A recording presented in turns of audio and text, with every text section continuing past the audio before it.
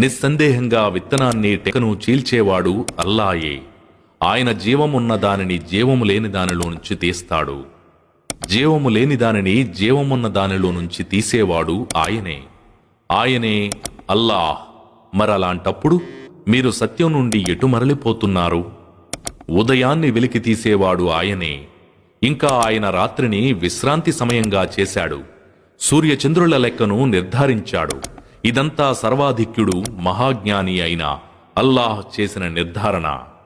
చీకట్లలోనూ భూమిలోనూ సముద్రంలోనూ మీరు మార్గం తెలుసుకునేందుకుగాను ఆయనే మీకోసం నక్షత్రాలను సృష్టించాడు. మేము జ్ఞానం కలవారి కోసం మా సూచనలను బాగా విడమర్చి చెప్పాము.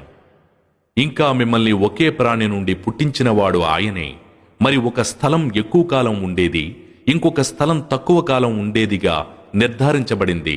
అర్థం చేసుకోగలిగే వారి కోసం మేము మా సూచనలను స్పష్టంగా వివరించాము. ఇంకా ఆకాశం నుంచి వర్షాన్ని కురిపించినవాడు ఆయనే. ఆ తరువాత దాని ద్వారా మేము అన్ని రకముల మొక్కల్ని వెలికితీశాము.